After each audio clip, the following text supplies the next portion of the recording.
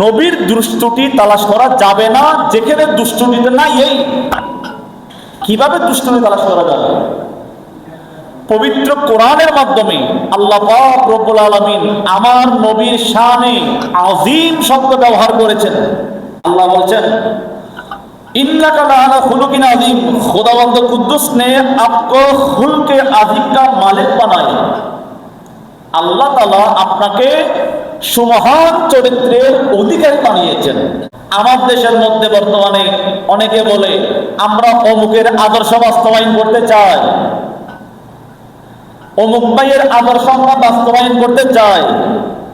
আর বেকুব এমন ভাইয়ের আদর্শ বাস্তবায়ন করতে চাচ্ছেন যে ভাইয়ের জিন্দেগির মধ্যে অনেক ধরনের দুষ্টুমি পাওয়া যাচ্ছে। এমন ভাইয়ের চরিত্র ফুলের মতো পবিত্র বলতেছেন যে ভাইটা সময় সময় চুরিও করে, ডাকাতিও করে, দুর্নীতির অপরাধে জেলের বড় ডেস্কের খাবারও পেয়ে আসে, আবার বলে ওনার চরিত্র ফুলের মতো পবিত্র। এরকম পথভ্রষ্ট ব্যক্তিকে যদি ফুলের মতো পবিত্র বলা হয়, ওদের নামের সাথে ফুলকে যুক্ত করা মানে ফুলকে সহ বরবাদ করে ফেলা। স্লোগান দে আমরা অমুকের আদর্শ বাস্তবায়ন করতে চাই, আরেকজন বলে আমরা অমুকের আদর্শ বাস্তবায়ন করতে চাই।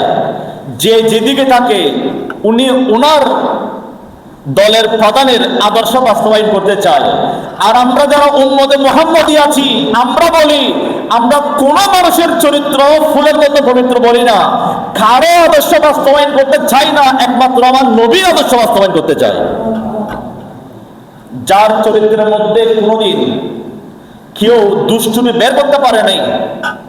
স্বয়ং আল্লাহ নিজেই বলেছেন ইন্নাকা লালা খুলুকিন আযীম।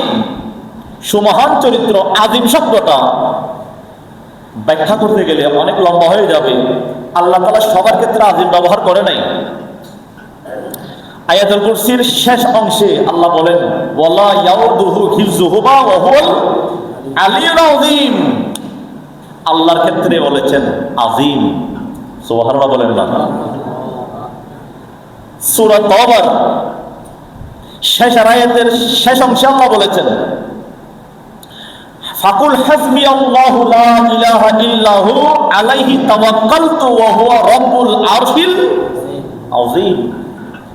আল্লাহ আরশকে আযীম বলেছেন। আরশ আযীম, আল্লাহ মহান। সে আল্লাহ পাকের জন্য যে আরশ শব্দ ব্যবহার হয়েছে এটাকে বলা হয়েছে মহান। আল্লাহর ক্ষেত্রে বলা হয়েছে মহান, আযীম। আরশের ক্ষেত্রে বলা হয়েছে আযীম। পবিত্র কোরআনের ক্ষেত্রে বলা হয়েছে আযীম। আর সেই আযীম শব্দটা আমার নবীর চরিত্রের ব্যাপারে বলা হয়েছে আযীম। তার মানে আমার নবীর চরিত্র এমন চরিত্র যার সাথে কারোর তুলনা করা।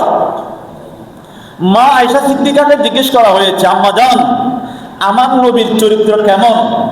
আয়েশা সিদ্দিকা বলতেছেন পবিত্র কোরআন হচ্ছে আমার নবীর চরিত্র। আলা হযরত তো অনেক সুন্দরভাবে বলেছেন আইরে যা খুদো সাহেবে কুরআন মাদ্দা হে হুজুর तुझसे कब मुमकिन है फिर मिदहत रसूलुल्लाह की। সুবহানাল্লাহ।